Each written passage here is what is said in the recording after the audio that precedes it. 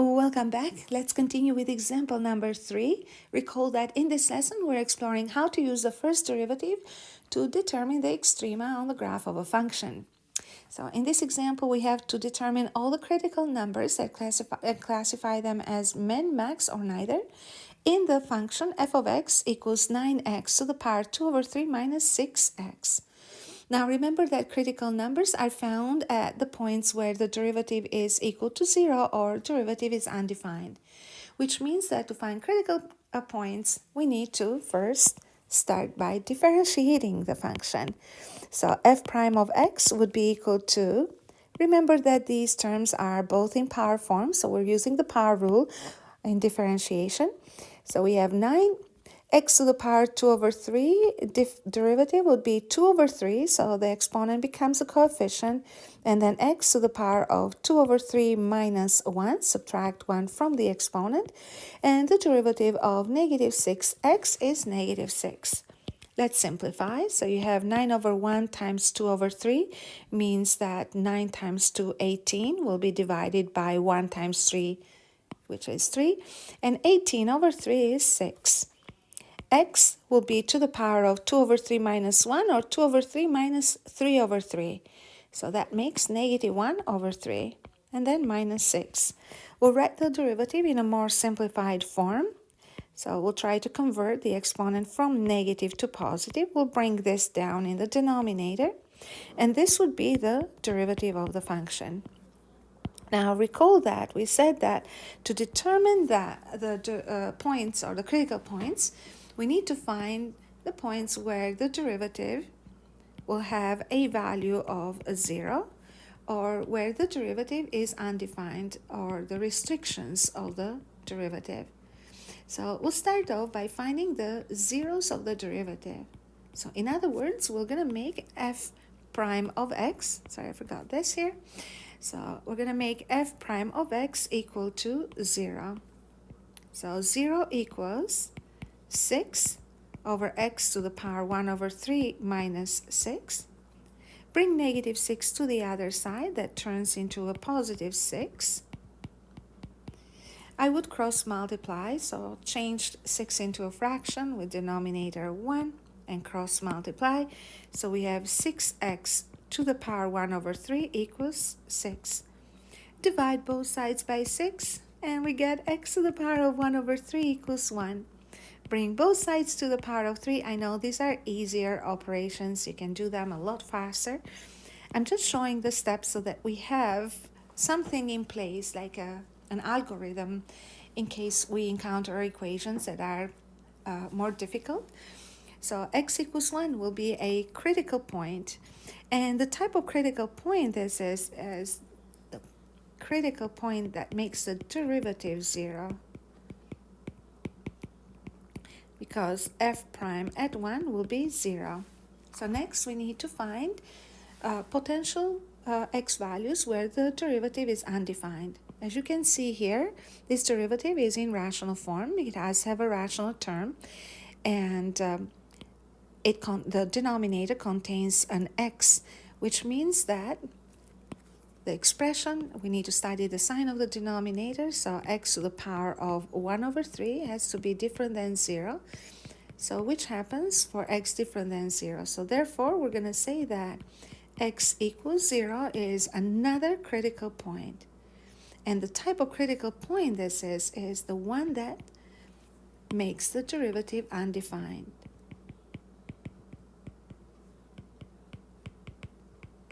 Because f prime at 0 is undefined. So next we are studying the sign of the derivative. So we have to plot both critical points or x values at the critical points on the number line here. So the first value that we have is 0, and that's where the derivative is undefined, and the second value is 1. Here goes negative and here goes positive infinity. And the derivative f prime of x is 6 over x to the power of 1 over 3 minus 6, we said. So at x equals 0, the derivative will be undefined, and at x equals 1, the derivative will have a value of 0. So now we'll have to study the sign of the derivative, so which means we have to get values from negative infinity to 0 and substitute into the equation of the derivative and see if we obtain a positive or a negative number. As an example here, I will take x equals, say, negative 8. If x equals negative 8, then we have 6 divided by the third root of negative 8 minus 6 would be equal to 6 over negative 2, so that's a negative 3, minus 6, so that's a negative number. So therefore, we're going to say the sign of the derivative will be negative. For x values between 0 and 1, and for this you can take the value of x equal to, say for example, 1 over 8. I'm using 8 actually as my base number in here because 8 is a perfect cube. And if you want to do this paper and pencil, by all means, go for it. But if you want to use a calculator, of course, you can do that as well. So we have 6 divided by the third root of 1 over 8 minus 6. So the third root of 1 over 8 will be simply 1 over 2. Sorry, let me make this a little clearer because it doesn't look as great. And that would be the same as dividing 6 by a half, which will make it 12 minus 6. So that would be equal to 6. That's a positive number, so the derivative is positive. For x values greater than 1, you are going to have a situation similar to this. So we're going to have the third root of positive 8 this time, which is going to be equal to positive 3, but minus 6 will still be negative. So the derivative will have negative sign. Now let's take a look at the behavior of the function. Now remember that the function f of x is 9x to the power of 2 over 3 minus 6x. When it comes to the domain of this function, we say that x can be any real number. And the reason why we analyze this or we draw this conclusion is by testing positive values of x in the function and check and see if the value of the function exists for positive values of x. So if we're able to evaluate the function for any x positive, then we'll say that positive numbers are in the domain of the function. And then you check 0. If we're able to evaluate the function at 0, that means 0 is included in the domain. And then you check a negative number. So we shouldn't have problems with negatives here because the third root of negatives exists. So a negative brought to the power of 1 over 3, right? It's an odd root. And then you can square it, so we're still able to find the value of the function, which means that the function must be defined throughout the set of real numbers.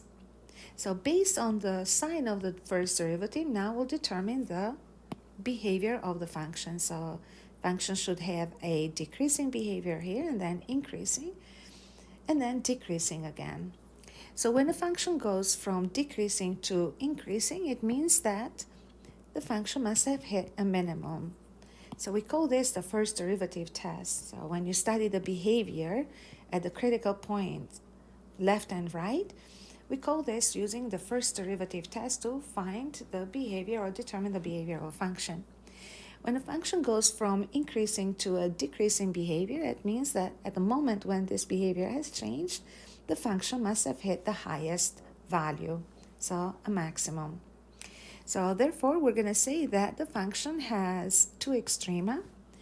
So it will have an extrema at x equals 0, where the value of the function would be 9 times 0 to the power of 2 over 3 minus 6 times 0 equals 0. So the point 0, 0 will be a minimum.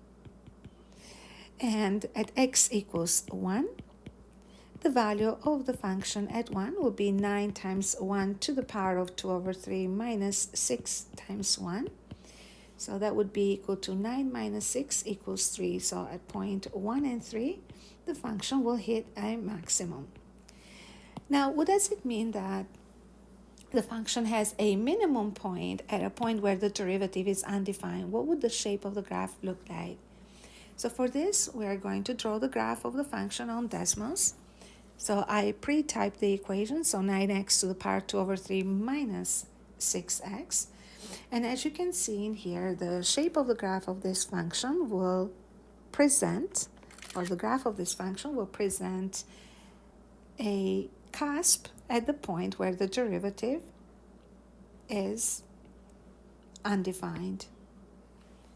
So let me just bring it on our lesson so that we can write on it. It's easier that way.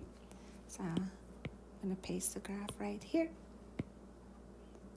So as you can see right here, we have the value of x where the derivative of the function is undefined.